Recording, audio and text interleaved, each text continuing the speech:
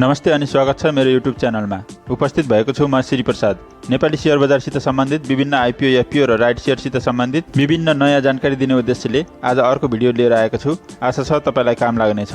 आज म hydro power sector अन्तर्गतका कम्पनीहरूमध्ये आर्थिक वर्ष 2082-83 को मुनाफाबाट कुन कम्पनीले बढी मुनाफा कमाउन सफल भएका छन् र कुन कम्पनीको लाभांश क्षमता बढिरहेको छ र ती कम्पनीहरूमध्ये दीर्घकालीन लगानीको लागि कुन कम्पनी उपयुक्त हुन्छ भन्ने बारेमा चर्चा गर्नेछु। च्यानलमा नयाँ हुनुहुन्छ भने सब्स्क्राइब गर्न नभुल्नुहोला। हाल नेप्सेमा हाइड्रो पावर सेक्टर अन्तर्गत झन्डै 100 भन्दा बढी कम्पनीहरू सूचीकृत रहेका छन्।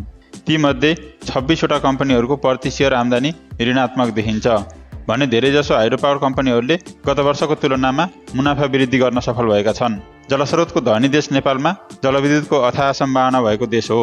यहाँ जलविद्युत मार्फत नै देशको आर्थिक अवस्था बलियो बनाउन सकिने सम्भावना रहेको छ। यसै अनुरूप धेरै हाइड्रो पावर कम्पनीहरूले आयोजना सञ्चालन गरिरहेका छन्। झन्डै आधा जसो कम्पनीहरूले आयोजना सम्पन्न गरी विद्युत उत्पादन तथा वितरण गरिरहेका छन् भने अझै धेरै कम्पनीहरूले विद्युत उत्पादन गर्ने क्रममा रहेका छन्। भविष्यमा नेपालको दिगो विकास र दीर्घकालीन लगानीको लागि हाइड्रो पावर नै सबैभन्दा उत्तम लगानीको क्षेत्र हुनेमा दुई मत छैन। आज हामी गत वर्षको मुनाफाबाट सबैभन्दा बढी प्रति शेयर आम्दानी भएको जलविद्युत कम्पनीहरूको बारेमा चर्चा गर्नेछौँ। प्रति शेयर आम्दानी भनेको एक किता शेयरले एक वर्षमा गरेको मुनाफा हो भने कम्पनीले उक्त मुनाफा सबै शेयरधनीलाई वितरण गर्नै पर्छ भन्ने बाध्यता हुँदैन।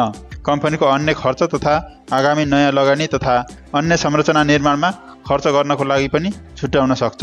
त्यसकारण कुनै पनि कम्पनीले लाभांश क्षमता बराबरकै लाभांश वितरण गर्छ भन्ने हुँदैन।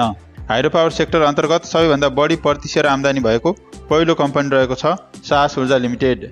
यस कम्पनीको हालको चुक्ता पुँजी 4 अर्ब 57 करोड 38 लाख रुपियाँ रहेको छ। कम्पनीले प्रकाशित गरेको पछिल्लो वित्तीय विवरण अनुसार हाल यसको प्रति शेयर आम्दानी 29 रुपियाँ 72 पैसा रहेको छ भने यस कम्पनीको पी रेसियो 23.59 गुणा रहेको छ। त्यसै यस कम्पनीको बुक भ्यालु 180 रुपियाँ 58 पैसा रहेको छ। कम्पनीको शेयर मूल्य 52 विक हाईमा 716 रुपियाँ 60 पैसा प्रति कितासम्म पुगेको थियो भने लोमा 535 रुपियाँ 30 पैसा प्रति कितासम्म झरेको थियो। हाल यस कम्पनीको शेयर मूल्य 701 रुपियाँ प्रति कितामा अन्तिम कारोबार भएको छ। यस कम्पनीले गत वर्षको मुनाफाबाट आफ्ना शेयरधनीलाई वितरण गर्न चाहेमा प्रति शेयर 25% भन्दा बढी लाभांश वितरण गर्न सक्ने क्षमता रहेको देखिन्छ। यस साहस ऊर्जा लिमिटेडले पछिल्लो 2 आर्थिक वर्षबाट नियमित लाभांश वितरण गर्दै आएको छ। कम्पनीले आर्थिक वर्ष 80-81 मा 8% बोनस शेयर र 81-82 मा 21% बोनस शेयर वितरण गरेको देखिन्छ। यस वर्ष पनि कम्पनीले 20% भन्दा बढी लाभांश वितरण गर्न सक्ने अनुमान गर्न सकिन्छ। त्यस्तै प्रति शेयर आम्दानी बढी भएको दोस्रो कम्पनी रहेको छ mountain energy Nepal company limited. हाल यस कम्पनीको चुक्ता पुँजी 3 अर्ब 12 करोड 32 लाख 58,849 रुपियाँ रहेको छ भने कम्पनीले प्रकाशित गरेको पछिल्लो वित्तीय विवरण अनुसार हाल यस कम्पनीको प्रति शेयर आम्दानी 25 रुपियाँ 52 पैसा रहेको छ भने यसको पी रेसियो 24.57 गुणा रहेको छ। त्यस्तै यस कम्पनीको बुक भ्यालु 150 रुपियाँ 78 पैसा रहेको छ। कम्पनीको शेयर मूल्य 52 विक हाईमा 683 रुपियाँ 40 पैसा प्रति कितासम्म पुगेको थियो भने लोमा 535 रुपियाँ प्रति कितासम्म झरेको थियो। हाल यस कम्पनीको अन्तिम कारोबार 626 रुपियाँ 90 पैसा प्रति कितामा भएको छ। यस माउन्टेन एनर्जी नेपाल लिमिटेडले पनि गत वर्षको मुनाफाबाट आफ्ना शेयरधनीलाई 20% भन्दा बढी मुनाफा वितरण गर्न सक्ने क्षमता रहेको देखिन्छ। यस कम्पनीले पनि पछिल्लो 4 वर्षदेखि नियमित लाभांश वितरण गर्दै आएको देखिन्छ। कम्पनीले न्यूनतम 10% देखि अधिकतममा 21% सम्म लाभांश वितरण गरेको छ। यस कम्पनीले पनि नगद लाभांश भन्दा धेरै बोनस शेयर वितरण गरेको देखिन्छ। त्यस्तै प्रति शेयर आम्दानी बढी भएको तेस्रो कम्पनी रहेको छ मान्डो हाइड्रो पावर लिमिटेड। यस कम्पनीको हालको चुक्ता पुँजी 1 अर्ब 36 करोड 36 लाख 37 हजार रुपियाँ रहेको छ। कम्पनीले प्रकाशित गरेको पछिल्लो वित्तीय विवरण अनुसार हाल यस कम्पनीको प्रति शेयर आम्दानी 23 रुपियाँ 36 पैसा रहेको छ भने यसको पी रेसियो 34.29 गुणा रहेको छ। त्यस्तै यस कम्पनीको बुक भ्यालु 162 रुपियाँ 88 पैसा रहेको छ भने कम्पनीको शेयर मूल्य 52 विक हाईमा 909 रुपियाँ प्रति कितासम्म पुगेको थियो भने लोमा 766 रुपियाँ प्रति कितासम्म झरेको थियो। हाल यस कम्पनीको अन्तिम कारोबार 801 रुपियाँ प्रति कितामा भएको छ। यस कम्पनीले पनि गत वर्षको मुनाफाबाट आफ्ना शेयरधनीलाई प्रति शेयर 20% भन्दा बढी लाभांश वितरण गर्न सक्ने क्षमता भए पनि कम्पनीले गत वर्षको मुनाफाबाट आफ्ना शेयरधनीलाई हाल कायम चुक्ता पुँजीको कर सहित प्रति शेयर 12% को दरले नगद लाभांश मात्र घोषणा गरेको छ। कम्पनीले उक्त लाभांश वितरण प्रयोजनार्थ भदौ 5 गते एक दिनको लागि बुक क्लोज गर्ने भएको छ। यस अनुसार भदौ 4 गतेसम्म नेप्सेमा कारोबार भई कायम रहेको सेयर धनीहरूले कम्पनीले घोषणा गरेको उक्त लाभांश प्राप्त गर्न सक्नुहुनेछ। साथै कम्पनीको साधारण सभामा सहभागिता जनाउन सक्नुहुनेछ।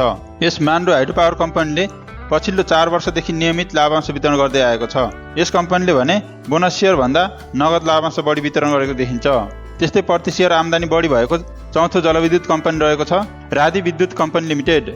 यस कम्पनीको हालको चुक्ता पुँजी 1,83,79,79,321 रुपियाँ रहेको छ। कम्पनीले प्रकाशित गरेको पछिल्लो वित्तीय विवरण अनुसार हाल यस कम्पनीको प्रति सेयर आम्दानी 19 रुपियाँ 75 पैसा रहेको छ भने यसको पी रेसियो 35.85 गुणा रहेको छ। त्यस्तै यस कम्पनीको बुक भ्यालु 170 रुपियाँ 14 पैसा रहेको छ भने कम्पनीको सेयर मूल्य 52 हाईमा 940 रुपियाँ प्रति कितासम्म पुगेको थियो भने लोमा 618 रुपियाँ 80 पैसा प्रति कितासम्म झरेको थियो। हाल यस कम्पनीको अन्तिम कारोबार 708 रुपियाँ प्रति कितामा भएको छ। यस राधि विद्युत कम्पनी लिमिटेडले गत वर्षको मुनाफाबाट आफ्ना सेयर धनीलाई प्रति सेयर 15% सम्म लाभांश वितरण गर्न सक्ने क्षमता रहेको देखिन्छ। कम्पनीले पछिल्लो 6 वर्षदेखि नियमित लाभांश वितरण गर्दै आएको छ। यस राधि विद्युत कम्पनीले नगद लाभांश भन्दा बोनस सेयर धेरै वितरण गरेको देखिन्छ। त्यस्तै प्रति सेयर आम्दानी बढी भएको 5औं कम्पनी रहेको छ उपर हेवाखोला हाइड्रो पावर कम्पनी लिमिटेड।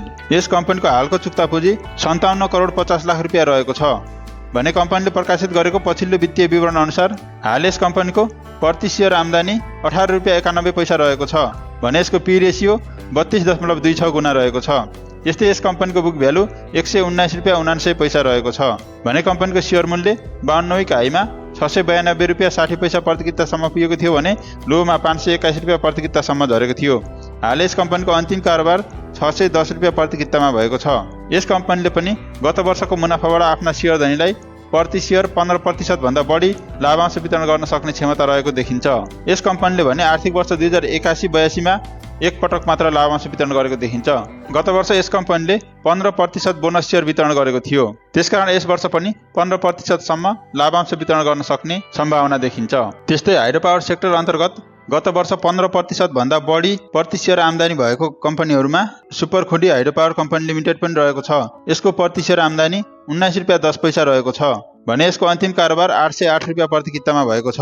त्यस्तै सानीमा middle Tamor hydro power company लिमिटेडको पनि प्रति सेयर आम्दानी 18 रुपियाँ 73 पैसा रहेको छ भने कम्पनीको अन्तिम कारोबार 460 रुपियाँ प्रति कितामा भएको छ। त्यस्तै 15% भन्दा बढी प्रति सेयर आम्दानी भएको अर्को company सुपरमादी hydro power company limited पनि रहेको छ। यस कम्पनीको प्रति सेयर आम्दानी 18 रुपियाँ 40 पैसा रहेको छ भने यसको सेयर मूल्य 502 रुपियाँ प्रति कितामा भएको छ। त्यस्तै सिक्लेस हाइड्रो पावर कम्पनी लिमिटेडको पनि प्रति सेयर आम्दानी 16 रुपियाँ 30 पैसा रहेको छ भने यसको अन्तिम कारोबार 554 रुपियाँ 90 पैसा प्रति कितामा भएको छ। त्यस्तै 15 रुपियाँ भन्दा बढी प्रति सेयर आम्दानी भएको अर्को कम्पनी रहेको छ upper Solu hydro electric company limited.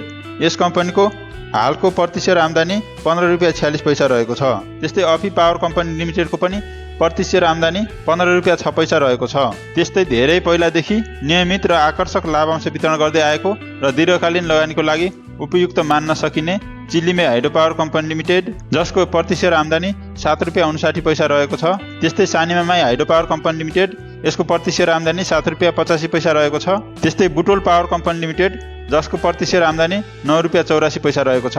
यी 3 कम्पनीहरूले विगत लामो समयदेखि नियमित र आकर्षक लाभांश वितरण गर्दै आएको देखिन्छ।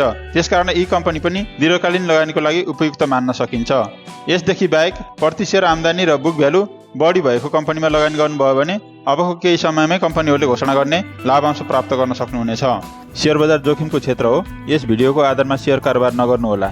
शेयर कारोबार गर्नु पूर्व अन्य धेरै वित्तीय सूचकको अध्ययन गर्नुपर्ने हुन्छ। त्यसकारण आफ्नै स्व अध्ययन र स्वविवेकले लगानी गर्नुहोला। आजको भिडियो कस्तो लाग्यो? भिडियो मन परे लाइक, कमेन्ट र च्यानललाई सब्स्क्राइब गर्न नभुल्नुहोला। अहिलेसम्म भिडियो हेर्नुभएकोमा धेरै धेरै धन्यवाद। तपाईको बाँकी पल शुभ रहोस्। नमस्ते।